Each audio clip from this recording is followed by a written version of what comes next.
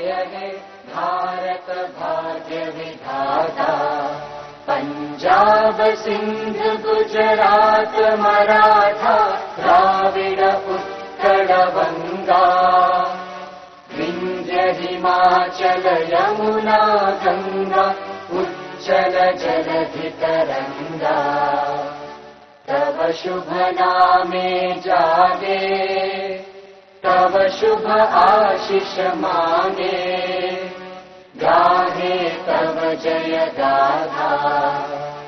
जन गण मंगलदायक जय हे भारत भाग्य विधाता। जय हे जय हे जय हे जय जय जय जय हे।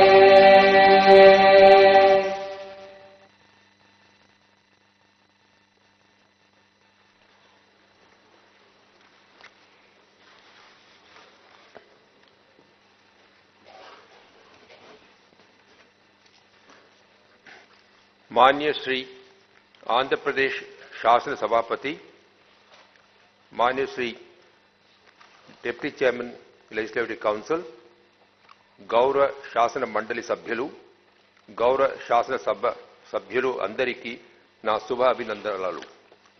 ఉభయ సభల సమావేశాన్ని ఉద్దేశించి ప్రసంగించడం నాకెంతో ఆనందంగా ఉంది. దార్శనిక ప్రజానాయకుడు శ్రీ ఎన్టీ రామారావు గారు చెప్పినట్లుగా సమాజమే దేవాలయం, ప్రజలే దేవులు అనే మాటల స్ఫూర్తితో నా ప్రభుత్వం మొదటి నుండి పరిపాలన అందిస్తున్నది.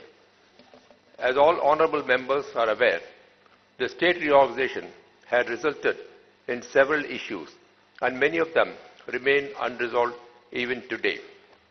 The state bifurcation process has caused severe hardships to the people of the state. Honorable members may kindly recall that I have spelled out all the commitments under the AP Reorganization Act and assurance of the Government of India in my address during the last budget session.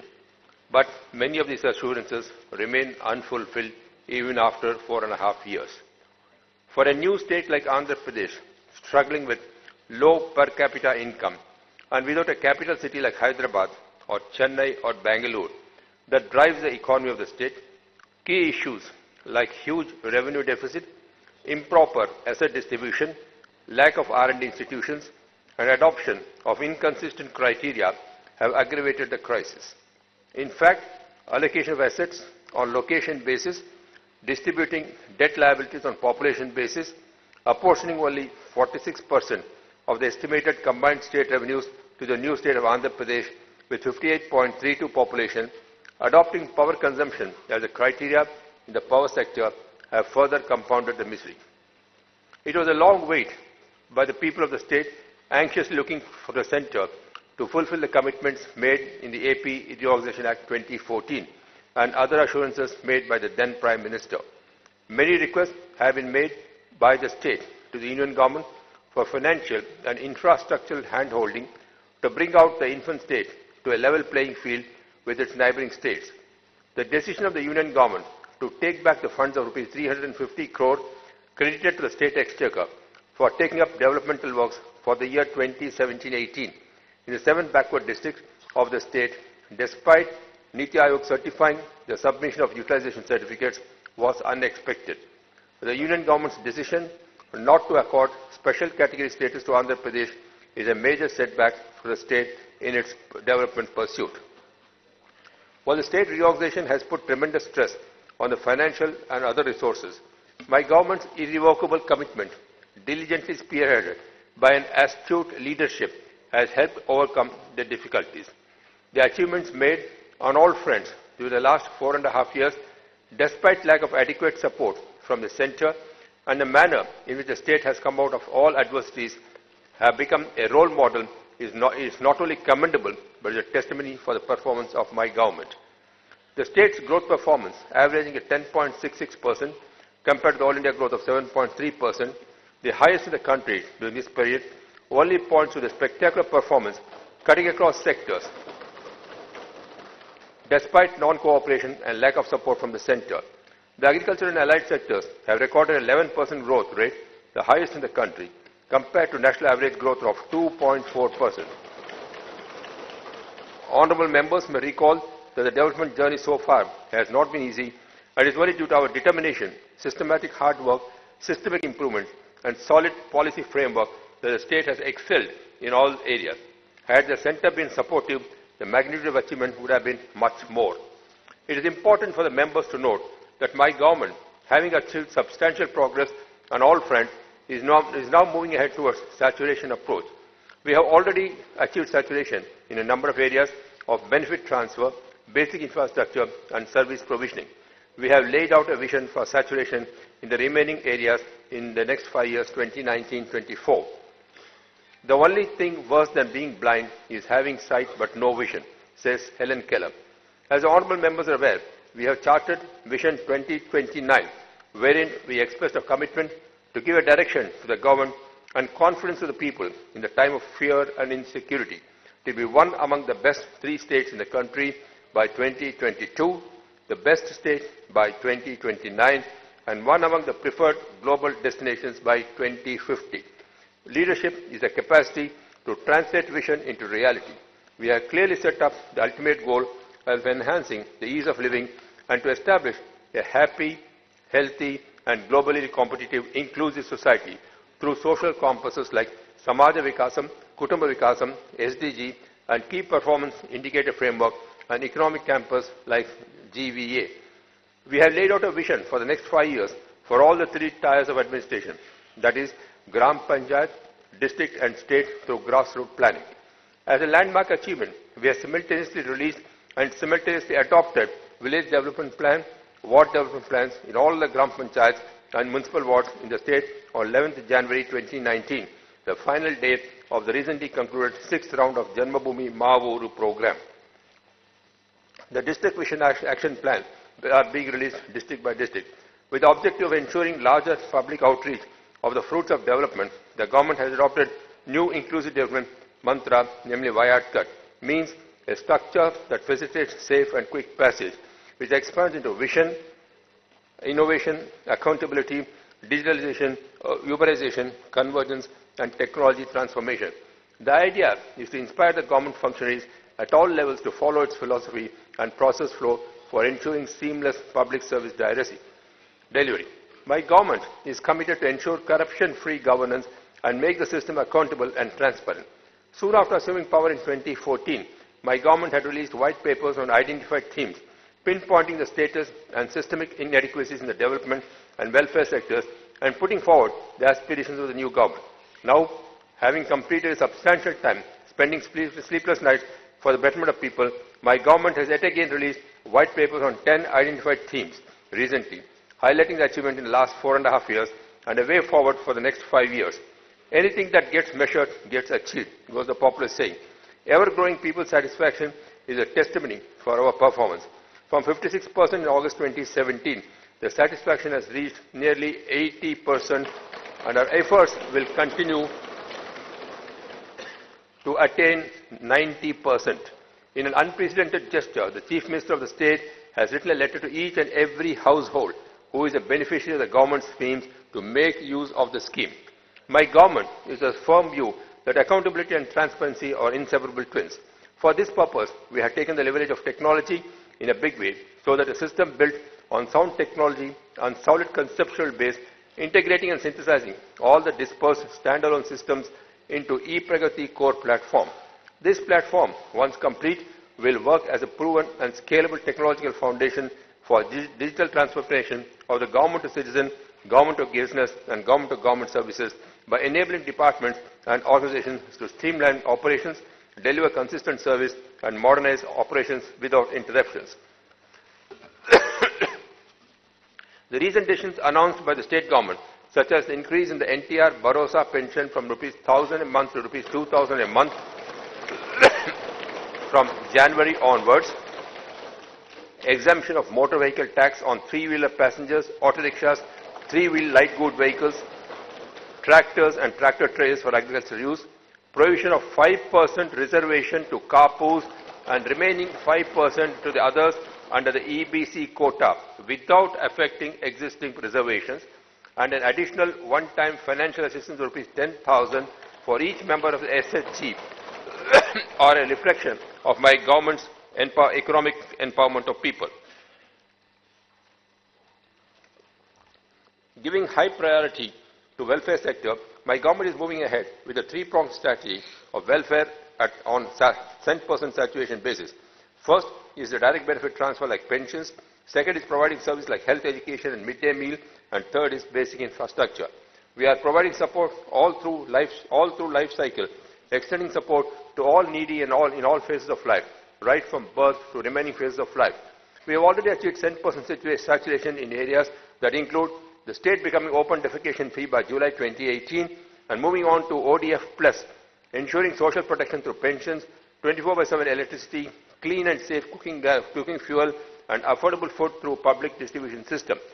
Besides ensuring cent% distribution of ration cards, we also increased the supply of rice from 4 kgs per person to 5 kgs per unit without any limit on units.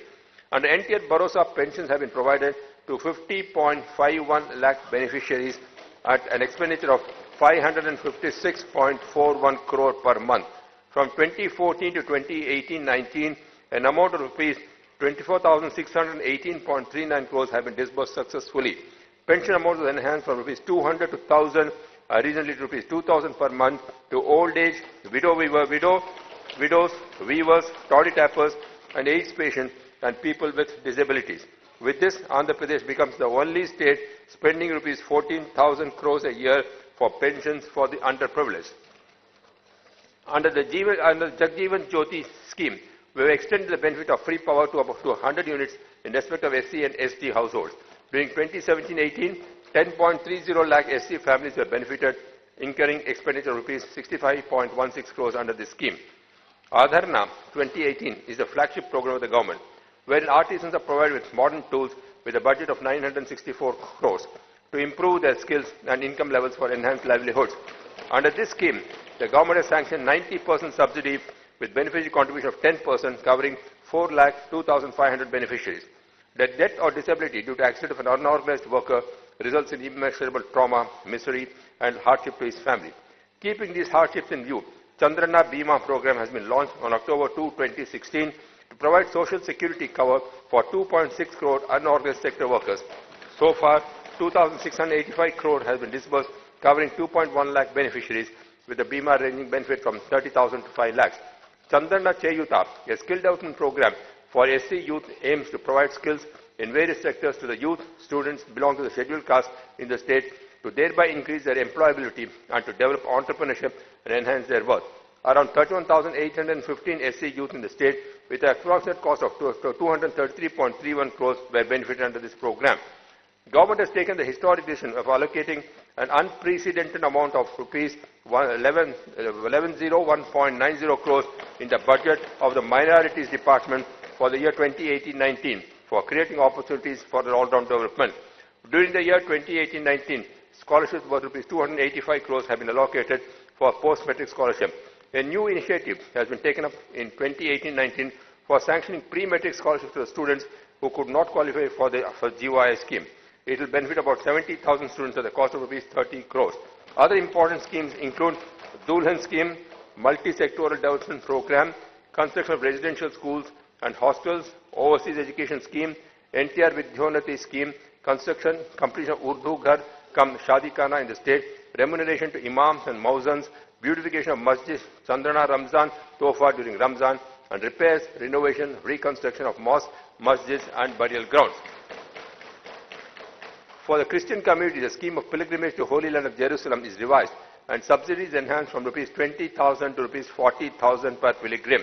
Christian Bhavan has been sanctioned at Guntur, and the new scheme of Chandrana Christmas Kanuka has benefited 1 lakh Christian families. Backward classes constitute more than 50% of the population. Their welfare was neglected for a decade by earlier governments prior to 2014 June. While doing our best to serve these backward classes, my government has announced a set of comprehensive measures for the welfare of these communities that include formation of corporations to 11 communities: Yadava, Turpu Kapu, Kuppala Velama, Kuruba, Vannaikula Kshatriya, Kalinga Gavara, Gandala, Chenata, Agnikula Kshatriya, Setti, Balija, Gauda. Upgradation of 8 federations to corporations, Rajake, Nai Brahmin, Vadera, Sagara, Upara, Krishna Balija, Pusala, Valmiki, Boya, Batraja, Kumari. Toddy Tappers Corporation to be renamed as Setti Balija Gauda Sri Sayana Corporation. Mahatma Jyotiba Phule Smaraka Bhavan and park rupees 100 crore in an area of 10 acres in CRD region of Amaravati. Other steps include increase in unit cost for economic support scheme to rupees 50,000 for the most backward communities, for free power up to 100 units up to 2 lakh MBC households, for the welfare of Nai Brahmins, free power up to rupees 150 units saloons, filling up of vacancies, Nai Brahmins in police departments, jails, hospitals, free power up to 150 units laundries, Rajaka community, and up to 100 units to practicing goldsmith artisans. One residential school to each of the leftover 69 assembly constituencies with an expenditure of 2,553 crore. Andhra Pradesh is the second largest handloom weaver concentrated state in the country, with 2,18,029 weavers from 90,765 families. For the overall development of weavers in government, has announced package worth rupees 1,004 crores that include wage compensation at the rate of 4,000 per family per season towards wage loss due to rains benefiting free power of 100 units per month per health insurance scheme, sanctioned amount of 450 crores for strengthening APCO. Chandrana Pelli Kanuka scheme provides marriage incentive to eligible brides belong to SC, ST, BC minorities and the differently abled. So far, marriage incentive is issued for 35,987 applicants with an expenditure of rupees 139.25 crore. The financial incentive varies from rupees 20,000 to 1 lakh to various categories including SC, SB, ST, BC and minorities. Housing has been a priority for the state government. The government has sanctioned 15.78 lakh houses with a project cost of 31,793.42 crores under the NTR Rural Housing, PMA NTR Gramin and PMA NTR Urban BLC schemes. In addition, 4.40 lakh pending houses under PD-NTR housing schemes have also been taken up for completion with a project cost of 2,839 crores. In urban housing, PMA NTR Nagar, Affordable Housing in Partnership and NTR Urban Housing, beneficiary-led individual corporate construction, 10,15,663 houses are being constructed. Regarding empowering women, the self-help groups providing equal share to the girl child in family property and giving land pattas in the name of women have been some of the notable initiatives of our government in the past. In order to enable the self-help group members to undertake higher order of livelihood activities, the government have introduced the scheme Pasapu Kunkuma to provide financial assistance of rupees 10,000 per SHG member. With an expenditure of rupees 8,604 crores, this scheme has benefited 86,04,304 SHG members. My government is now providing this assistance once again to help build the income-generating activities and assets. Under Deepam scheme, 25.85 to 82 lakh LPG connections were released from 1999 to March 2014 in a period of 15 years, whereas 30.61 lakh LPG connections were released during the last 4.5 years under saturation mode. The historic step to waive the loan of farmers worth rupees 24,000 crores has successfully brought the farmers out of the debt trap and drastically reduced farmer suicides. The final installment of loan waiver is being processed and will be completed in 2 weeks. Besides, due to constant thrust on key components of agriculture, the gross value added in agriculture and allied sectors has almost been doubled in the past 4.5 years. The agriculture and allied sector has seen an average growth of 11%, whereas the national average growth is 2.4%. I am happy to say that the distress in the agriculture sector that is prevalent in other parts of the country has been prevented in our state of Andhra Pradesh due to a comprehensive approach. Though the monsoons have not been favorable in the last 4 years, no farmer suicide has taken place in the state. My government is in the forefront of technology-driven transformation in agriculture and is in promoting extensive use of IT in agriculture sector. Keeping in view the fact that 62% of the population in the state is still depending on primary sector, we have allocated 81,554 crores in the budget in the last 4 years for agriculture and allied sectors and introduced a separate budget for this vital sector. Timely realizing the overall impact of people's changing food habits on agriculture, my government has strategically focused on horticulture, fisheries and dairy, bringing in innovative methods like micro-irrigation and zero-budget natural farming. The ZBNF is slowly turning out to be a game-changing technology in agriculture and has become a comprehensive and long-term welfare initiative for the farmers. The state government have taken up ZBNF in a big way. The coverage of farmers in ZBNF in 2016-17 was 40,656 farmers, whereas in 2018-19 it is 5.23 lakhs. ZBNF was selected as one of the 10 best projects out of the 120 global entries at Paris Peace Forum in November 2018. State government are committed to make Rayalaseema an agricultural hub. An area of 7.30 lakh hectares has been covered under micro-irrigation in all the 4 districts, benefiting 7.25 lakh farmers. Interestingly, the most drought-prone districts of Anantapuram, Chittoor and Kurnool stand top in the GVA edition from agriculture and horticulture. Integrated management approach for surface and groundwater together with other water conservation measures like rain guns and micro-irrigation have helped the state to tackle the drought conditions effectively. Horticulture sector is surging ahead of agriculture and is growing at 15.39% to make Andhra Pradesh a major horticulture hub. Andhra Pradesh stands on first position in productivity for chilies, cocoa, lime, oil palm, papaya, coconut and tomato. Second in cashew, mango, turmeric and sweet orange in India. My government is planning to expand the area under horticulture crops to up to 100 lakh acres. My government is focusing on improvement in production of milk, meat and egg and livestock sector to ensure earnings of rupees 10,000 income per month to every household. During 2014 to 18, milk production has gone up from 90 lakh MTs to 138.25 lakh MTs. Meat production has gone up from 4.89 lakh MTs to 7.08 lakh MTs. Egg production has gone up from 1310 crore to 1778 crore. As a token of appreciation of the initiative taken up in fodder security, the state has secured the 10th Global Leadership Award 2017. Fisheries sector has been the most important growth driver in recent past. With average annual growth rate of 33.5%, the fisheries sector in the state records the highest growth in the country. The GVA from fisheries increased to 15,516 crore in 2013-14 to 41,328 crores in 2017-18. The fish production during this period has increased from 19.78 lakh tons with average annual growth rate of 19%. Andhra Pradesh stands first in total fish production and value in the whole country. In aquaculture area and production in inland fish production, the state contributes 22% of total fish production and 65% of shrimp production in India and is a major export of shrimp in India with a share of 45% in total shrimp exports. With an intent to make the state Harita Andhra Pradesh, my government has set target of 50% green cover by 2029. Due to the well-planned and concerted efforts, Andhra Pradesh stood first in the country in terms of increase of forest cover by 2,141 square meters as per ISFR report. We are setting up Nagar Vanam and Palle Vanam to spread awareness and to provide recreational space. Ecotourism is planned in 10 locations in the state. My government has taken all measures to arrest pollution in all its forms, air, noise, water and water pollution. Reflecting its performance, AP state falls under good and satisfactory category as per the Air Quality Index. Though huge amount of rupees 79,357.45 crores was spent on irrigation during the decade 24 to 14, the outcomes were not commensurate. Neither corresponding irrigation facilities were created for interlinking of rivers to prevent drought in Rayalaseema and other backward regions of the state's plan. Maintenance of minor irrigation sources was neglected, resulting in 40% gap occurred. Water conservation measures were not thought of, resulting in poor water use efficiency.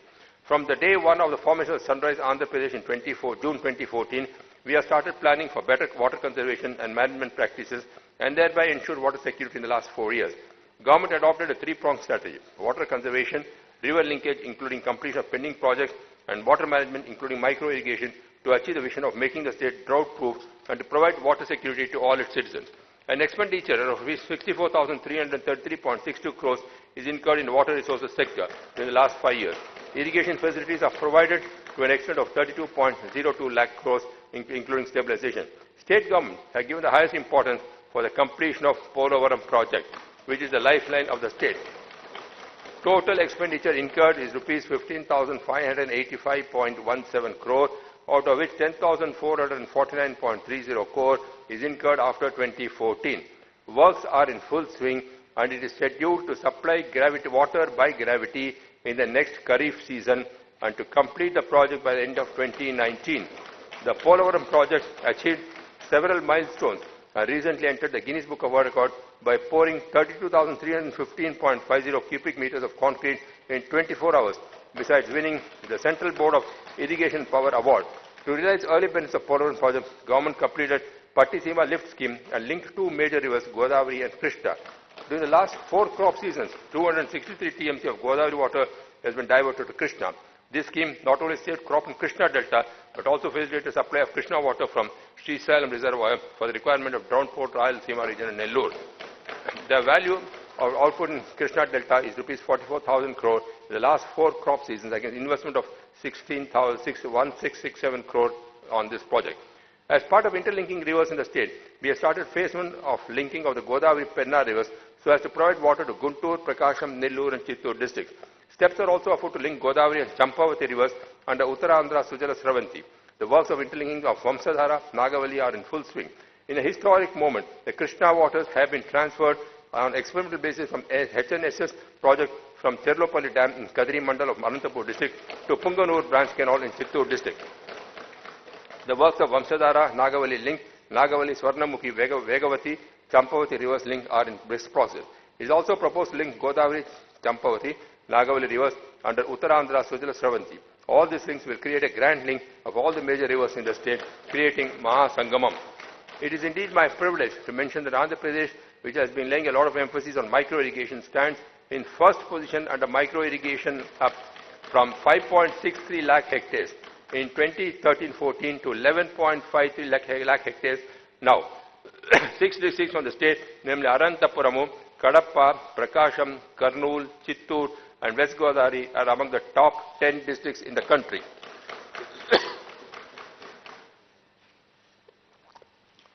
My government is implementing innovative steps for improvement of maternal and child health to meet the sustainable development goals. Schemes like Balamrudam and Anna Amrudam Hastam are catering to the nutritional requirements at various age groups. To retain children in schools, schemes like midday meals are being implemented. Maintaining self-hygiene is of paramount importance. A Raksha program is launched to encourage use of sanitary pads among women and other adolescent girls to promote menstrual hygiene and thereby prevent infections and dropouts among adolescent girls.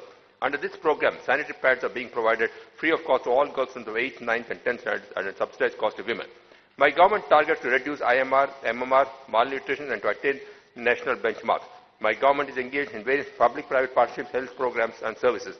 The government has been providing primary health services in 7,548 sub-centers, 1,147 primary health centers and secondary health center services through 195 community health centers, 28 area hospitals, 13 district hospitals and tertiary health services through 23 teaching hospitals. To strengthen the healthcare delivery within the state, several initiatives such as Talli Bidda Express, NTR Baby Kit, Chandrana Sanchara Chikitsa, National Free Dialysis Program, Mukhyamantri Arogya Kendra and NTR Vaidya Pariksha have been undertaken. As many as 7,19,512 postnatal women have utilized the Talli Bidda services since the inception of this program. A fleet of 279 vehicles is used across the state. A total of 6,91,489 mothers have been provided so far as NTR baby kits. Under the Chandrana Sanchar Chikitsa, a doctor, nurse, lab technician and a pharmacist are mandatorily available in 292 mobile medical units in remote areas and 50 types of drugs are dispensed and 9 diagnostics including ECG are conducted. NTR Vaidya Seva. With a view to provide enhanced and strengthened services under the Dr. NTR Vaidya Seva, government are implementing 873 surgical, 171 medical projects to the poor who are below poverty line in 455 in-panel hospitals. The total number of patients benefited under the trust is 12,07,006, with expenditure of 5,330 crores by the end of 2018. The state government announced further enhancement of maximum limit of treatment from 2.5 lakh to 5 lakhs per family from April this year. Under the National Free Dialysis Program, 48 free dialysis centers are functioning across 13 districts in government sector. All dialysis patients are provided a monthly patient of rupees 2,500 under the NTR Bharosa scheme. The Mukhyamantri Arogya Kendra, which provides state-of-the-art health services, provides free of cost to urban poor and slum dwellers, treated 75,76,281 outpatients for the medical services and 7,17,881 teleconsultancies are conducted. For NTR Vaidya Pariksha, there are 105 labs in operation, which include 7 mother labs and 98 processing labs spread across 13 districts. A total of 1.5 crore patients, 58 crore patients have availed the service till date. 108 Emergency Response Service is a 24/7 free service for any emergency involving people. Other health service initiatives of the state government include Mukhyamantri EI Kendram, Mukhyamantri Bala Suraksha, Mahaprasthanam and E-Aushadhi. Under universal health coverage, the state government are implementing schemes such as Arogya Raksha, Employees Health Scheme, Working Journalists Health Scheme and Amaravati Residents Health Scheme. Andhra Pradesh MedTech Zone at Visakhapatnam has developed into an excellent ecosystem for medical devices, manufacturing with facilities like the process of testing of medical equipment, certification, regulation, marketing, as well as research and development backup. 10